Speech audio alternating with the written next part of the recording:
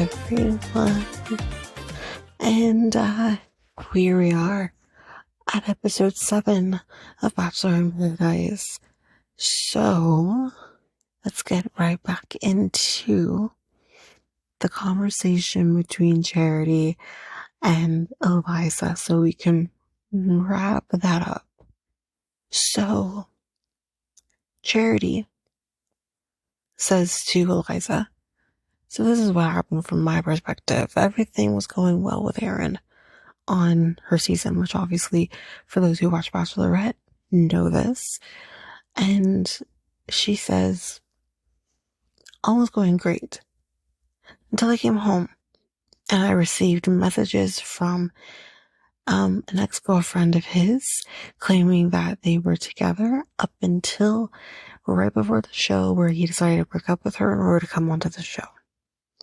This is what she's finding out. She said not only was she trying to contact me, but she was also contacting my family and my friends. The fuck? Listen, even if you have something that you need to say to somebody, if it's all true and genuine, don't fucking message people's families. Don't fucking message people's friends. That is a violation. Which makes me believe that this woman is full of shit. But anyways, she says this, but she also says, I want Aaron to find happiness. He deserves that. I think that it is very possible that this could all be fake and that people will say what they want to say for whatever reason. So that led me to believe the comment that was made on Kat's part of steer clear did not come from Charity. It came from her. And this is something I didn't mention in the previous episode, so I'm going to mention it here. Misery loves company. So I think because Kat was miserable, someone else needs to be miserable with her. So she chose Eliza and Aaron. I don't know why. That's what she ended up doing. So from that conversation, you kind of see a little bit of a shift. And then Aaron, after this conversation it ends, Charity goes to the bar. Aaron pulls her aside and says, can we talk? And deja vu. They go and they talk. And he says, like, listen, I apologize for what happened. He's like, I did not know that she was contacting your friends and family until just now. That is so fucking wrong. And he's like, I apologize, but I want you to know, like, I did not date her right up until the time of filming. And I believe him. I really do. Despite the whole double-sided coin, yeah, I forgot about that, huh? Despite that, I felt he was genuine in his feelings for Charity and the fact that he really wanted to marry her. But one thing that I thought was really weird was he makes, actually, I think this was a comment he made while he was talking to Eliza, but he makes this comment about how he was trying to protect Charity up and like from Fiji. And I'm like, for Fiji? Fiji was the last stop on the train, sir. What are you talking about? And it made me think, like, it made me, actually, this is what happened. I actually can understand now that I think about it. I wonder if he was receiving messages from the ex-girlfriend once he was eliminated, and that is what he meant by it. I wonder if the messages weren't just going to Charity. I do wonder if they were also going to him.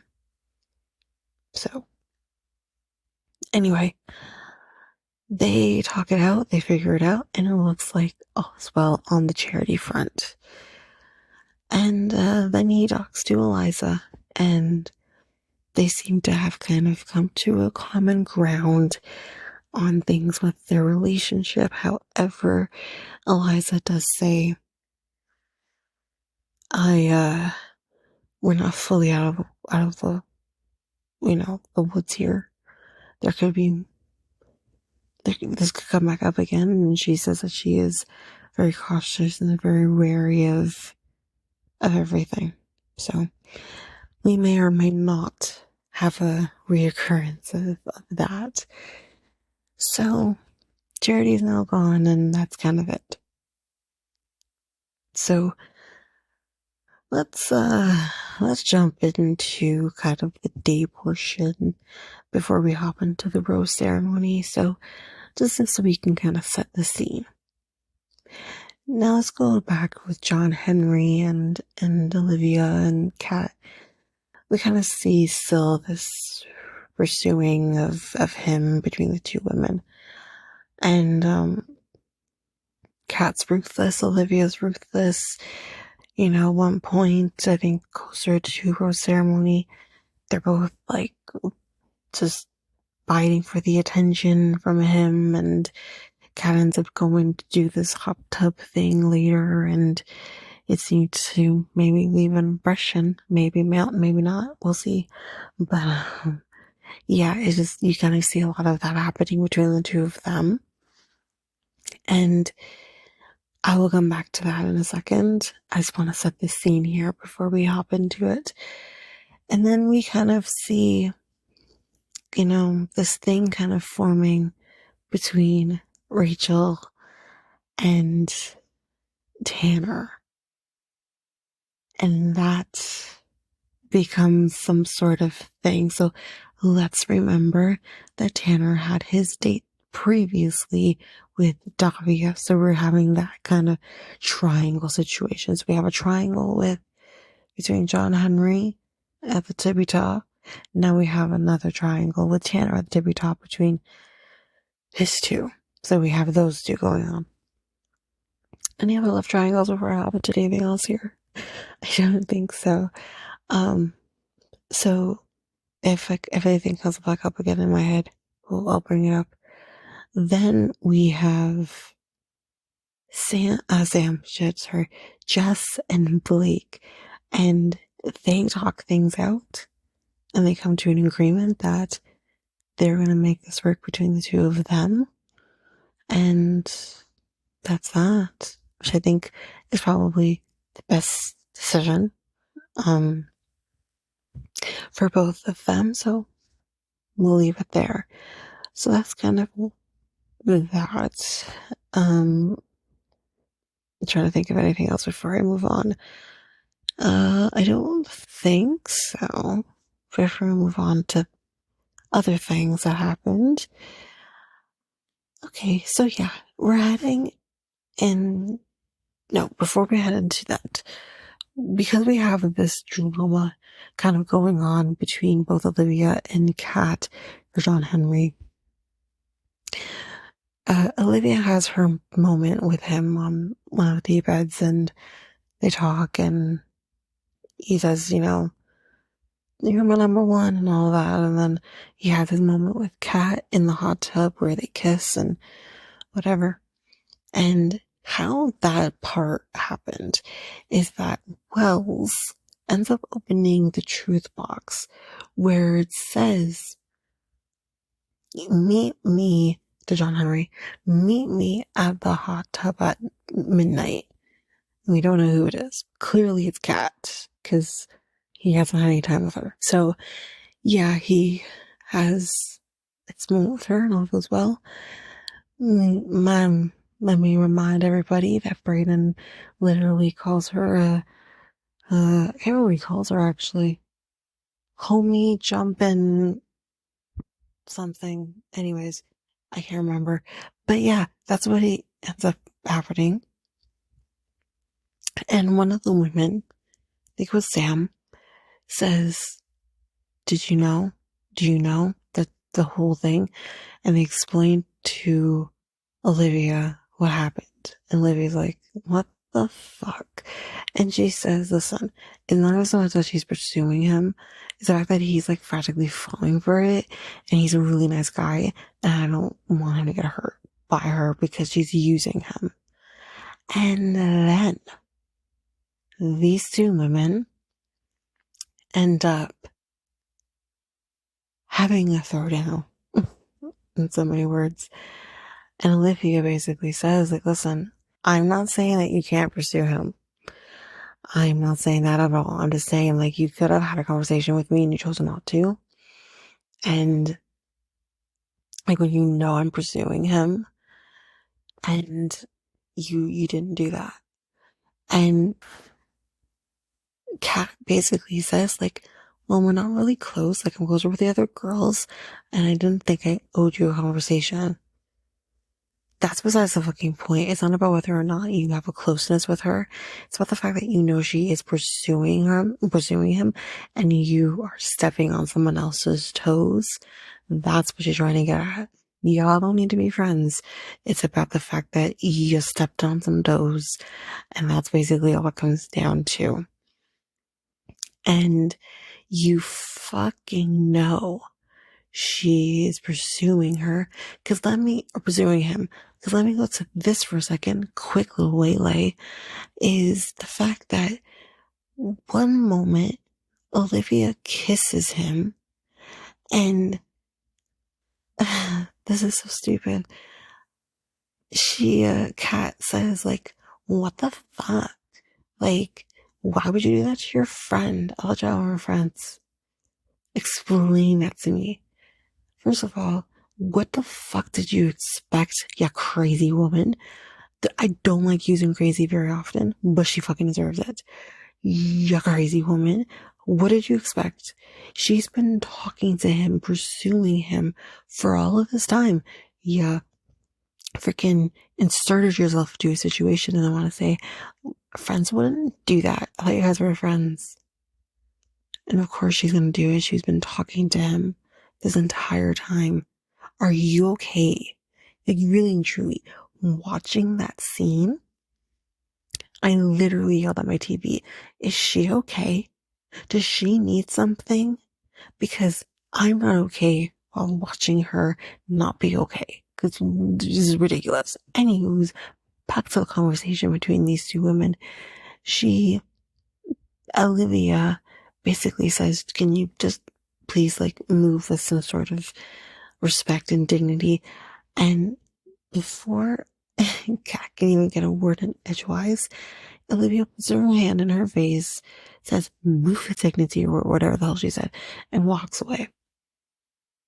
And I laughed out of this. Now, people, please don't put your hand in other people's faces. Not okay. On the other hand, I hate Kat, and I don't care. I thought it was hilarious. I'm just saying. And she kind of runs with that kind of stuff. Like, she put her hand in my face. I was gonna, like, say something, and I couldn't, because she, like, put her hand in my face, and then she walked away. Like, what the fuck? Yeah, what the fuck is wrong with you? Anyway, you can assume that the conversation didn't go good. And that is basically that. So, I don't think there's anything else to discuss prior to heading into the rose ceremony. But there will be something that we will discuss as we head into the rose ceremony. So, Jesse comes, starting off his whole spiel, and then he says, where's Becca? And I was like, oh, well, I don't know, I haven't seen her. I don't know where she is. And Jesse's like, okay, wait a minute, we need to find her. So goes into the women's quarters, finds Rebecca there, and he says, we have a rose ceremony. Are you coming? And she's like, I'm really thinking about my relationship to Brayden, and I don't know if I can do this. Well, sure. And may I remind you, Brayden whispers that he was going to be giving his rose to Becca. So anyway, she's like, I don't know, like, what to do. And Jesse says, okay, well, either you come down to do the rose ceremony or you need to leave paradise. And basically, Becca decides she wants to take leave paradise for her under Jesse. And that's it. She leaves and leaves Brayden in a lurch. And she just dips and she kind of says all this stuff about like not being sure or whatever the fuck. And I'm thinking, you've watched the show before, correct? You know what the show entails. You kind of need to date and trust to some extent that the person you're pursuing wants you to. It's just, I didn't really like the fact that this woman comes onto the show, doesn't make it in the exact season, then tries to, I mean, at least like Sam didn't make it either. The only reason she didn't make it is because she had that deliver a poop baby, which reminds me, prior to the drama with Becca, we found out that she had her baby. She had her poop baby. Sam had her poop baby. And you know what? You want to know what she called it? She probably called it like Jesse or Wells or I don't know, but Bachelor themed. But she has pooped. Great news. So yeah, it's kind of that. Becca leaves and now we head into the rose ceremony. So all of the men that you typically would expect is going to pick who they're going to pick, picks who they pick. Okay? Let's get into our wild card situation. Starting, I'm gonna be going in any order here, so I might wait to the end here for certain things. So the first person who comes up to decide who they're gonna pick is Tanner, which he ultimately picks Rachel to take the rose. Perfect. Not so much for Dahlia, but anyways, and basically that's that. And then we have John Henry. And John Henry decides that he's going to give his rose to fucking Kat. Let me repeat. This idiot decides it's a good fucking idea to give the spawn of Satan a rose. Sounds about fucking right. This fucking... See, this is why men can't make decisions for themselves. Because this is the decisions they make. What the absolute fuck? I don't understand how this fucking guy is actually buying her shit. But he is. So that is basically how that rose ceremony goes for those two couples. But wait, we have one more, and that is Brayden. So I do need to preface here that the only other connection that maybe he could have salvaged was with Rachel. But because Tanner chose Rachel, that is now off the table. So now he's left with 3 women. And those 3 women is Genevieve, sorry, I say Davina, Jesus, Davia, and Olivia. And in this moment, because you also kind of have Kat in the background being like, she needs to go home. She needs to go home. Okay? Because I got the rose and she needs to go home. She doesn't need to be here anymore. Like, the fuck? And in that moment, I'm like, okay, yeah, so he's giving her the rose. And I said, you know what, Brayden, please give her this fucking rose. And guess what he does? He gives Olivia the rose. Now, what are his motives? Here's what his motives are. Number 1, he says that he thinks Olivia deserves a chance to find love. I do think that is one of the reasons. That is not the sole reason. You want to know what the sole reason is? The sole reason is he wants to make Kat's experience with John Henry as uncomfortable as it potentially be.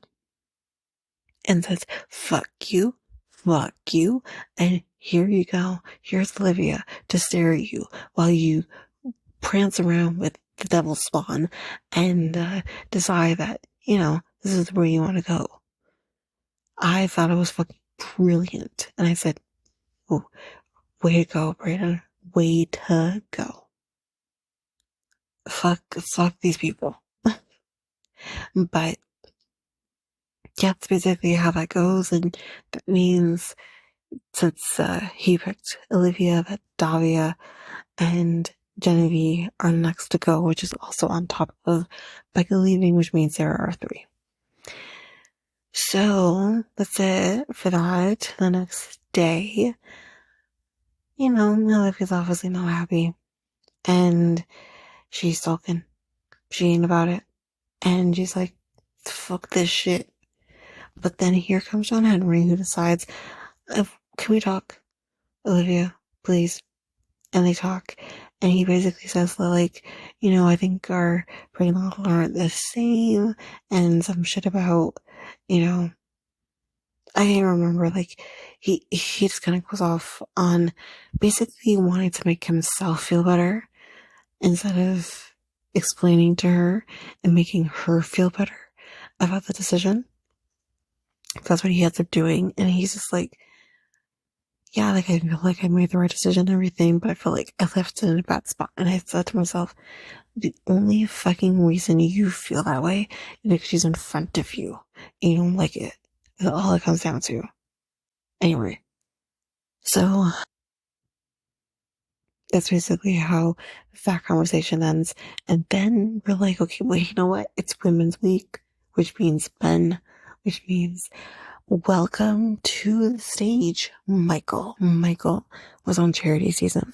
If you remember him, he played Bad Boy Ken or whatever the fuck.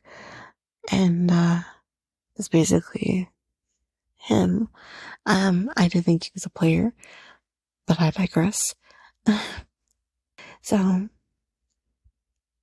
yeah, he comes in, he talks to quite a bit of women actually, but he talks to Olivia, and they connect on the fact that they're both from Rochester. So there's that. Who else does he end up talking to? Trying to remember everybody, but he talks to a bunch of different people. And y'all thinking at this point, he better fucking choose Olivia. Because if he doesn't, it's gonna be World War III and the beach is gonna get burned down to the fucking ground. And he comes back and he says, I really enjoyed all the conversations that I had, but at the end of the day, I do need to pick the one person that I want to take on this date. And that is where this episode ends. So I didn't really forget anything to discuss. These are 2-hour episodes, so, there might be some things that I forget here and there, but I think I got the gist of everything. And yeah, this is a good season. And so I'm really enjoying it.